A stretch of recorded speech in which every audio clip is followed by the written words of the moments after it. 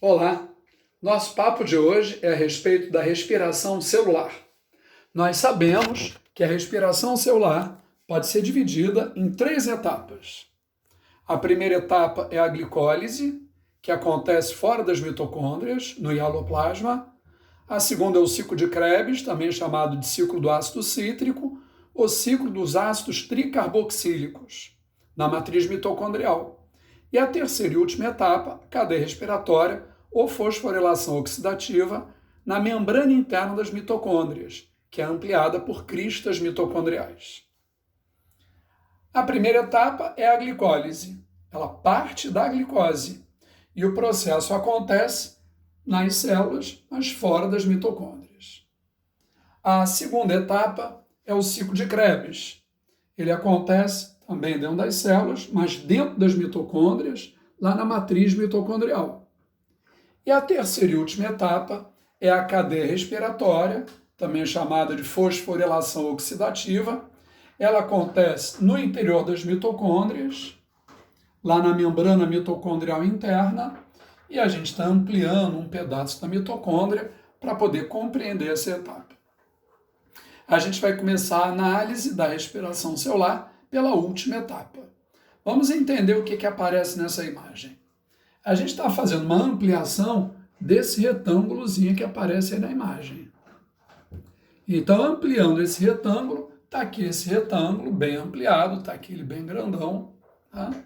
Você vê a membrana mitocondrial externa, ela aparece aqui, membrana mitocondrial externa.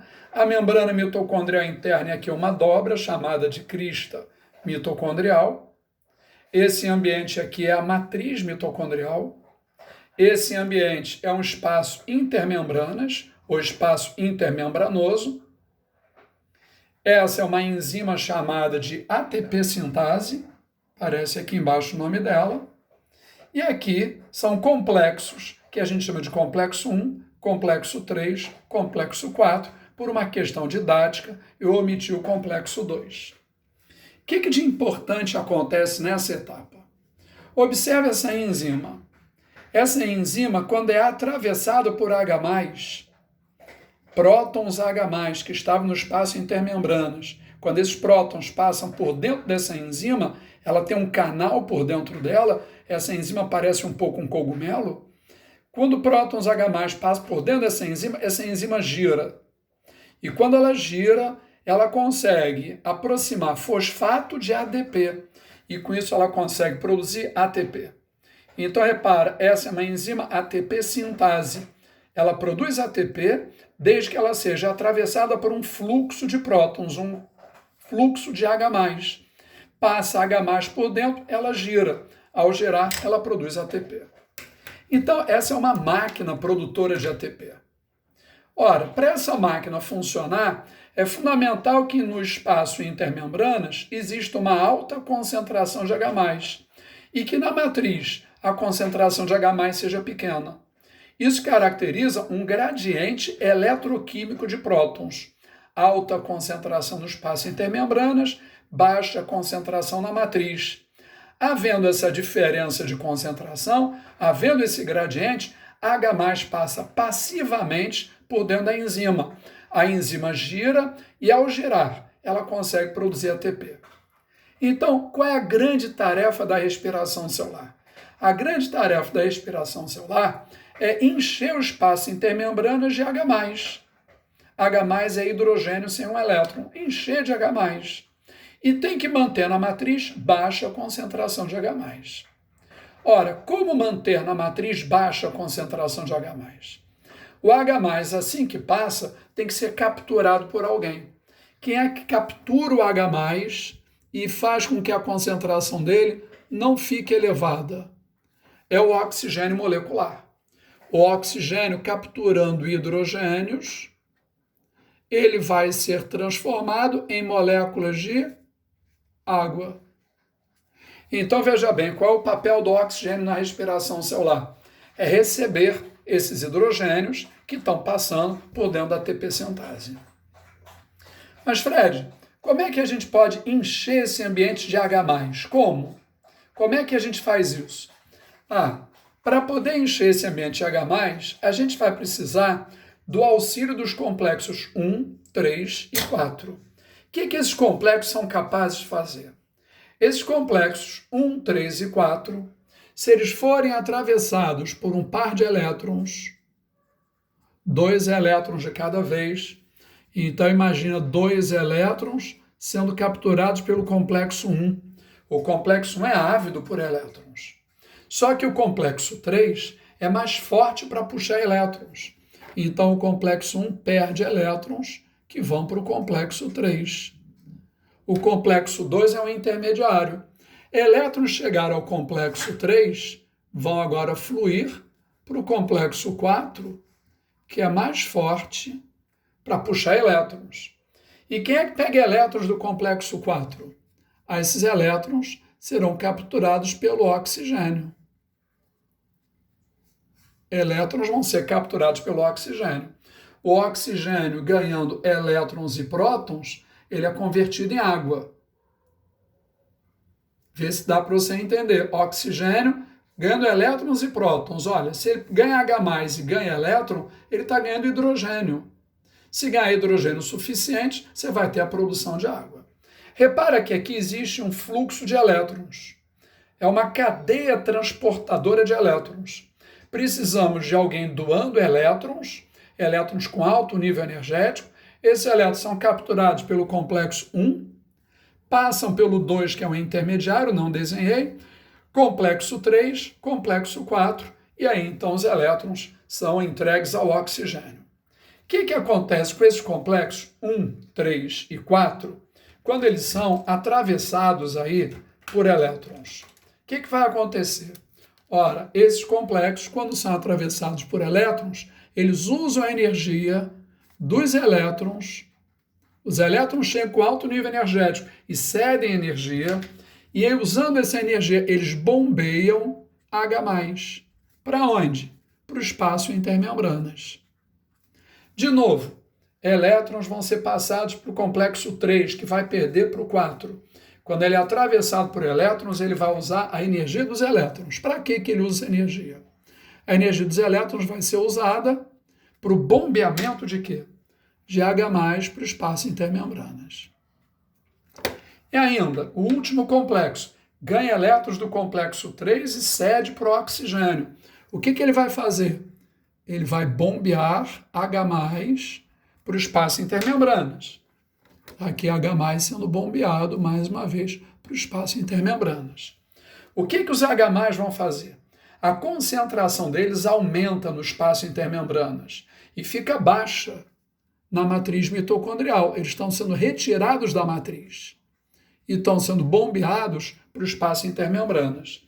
A concentração vai ficar baixa no espaço intermembranas e baixa na matriz e alta no espaço intermembranas, criando um gradiente de prótons. Alta concentração, baixa concentração. O oxigênio captura e vira água. Então, repara, isso é uma máquina produtora de ATP. Tem que ter elétrons chegando com alto nível energético.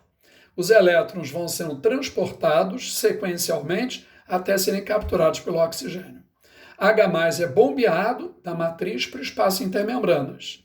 H+ volta passivamente e é capturado pelo oxigênio.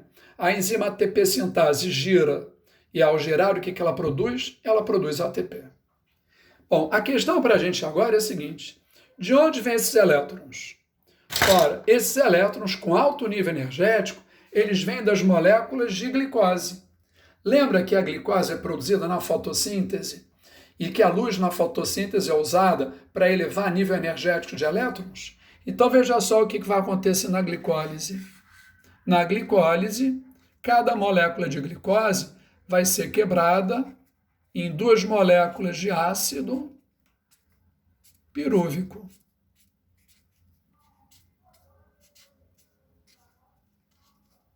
Qual é a fórmula de cada ácido pirúvico?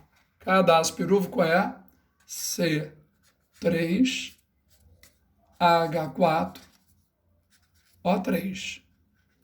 Ora, se uma molécula de glicose tem 6 carbonos, aqui tem 6 carbonos, que são 2 ácidos pirúvicos. 12 hidrogênios, aqui só tem 8 hidrogênios.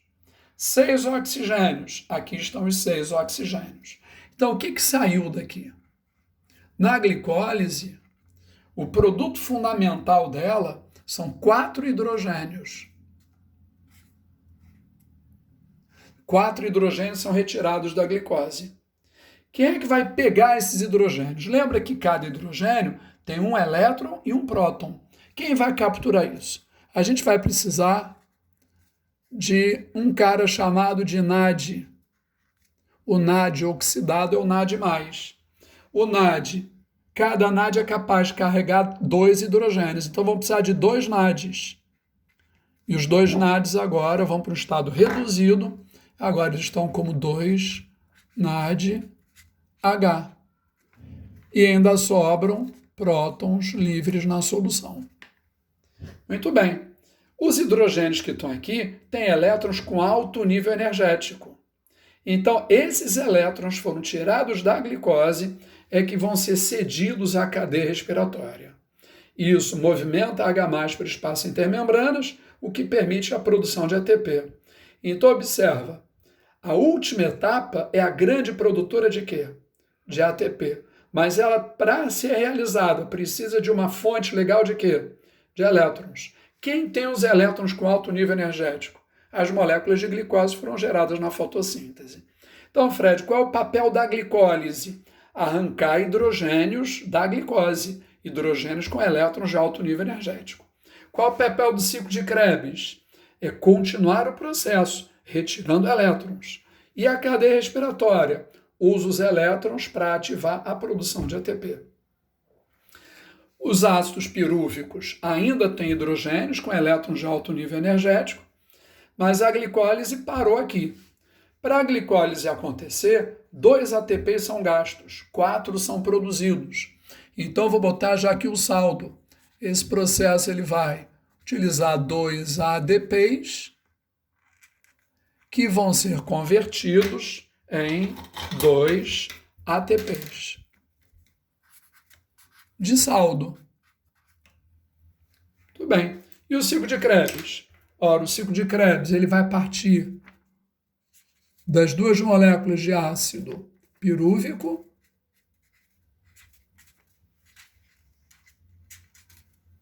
vai arrancar elétrons, vai arrancar carboxila, ele vai descarboxilar o ácido pirúvico num ciclo de reações que a gente vai ver em detalhe na próxima aula.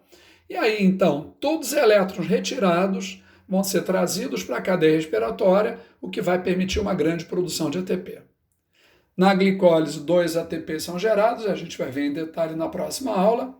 O ciclo de Krebs é mais complexo, prefiro deixar ele em branco. E a cadeia respiratória é a etapa final, que dá sentido a todo o processo. Eu espero que vocês tenham compreendido a relação entre as etapas da respiração celular, né? Como é que elas se relacionam, e tenham percebido que o oxigênio ele é usado apenas na última etapa, a glicose é usada apenas na primeira etapa, a grande etapa produtora de ATPs é a última etapa, graças àquele processo da cadeia respiratória. Okay? O oxigênio vira CO2? Não, o oxigênio não vira CO2, ele vira água no final do processo. Um beijão para vocês, termina aqui a nossa aula de biologia. Beijão, galera!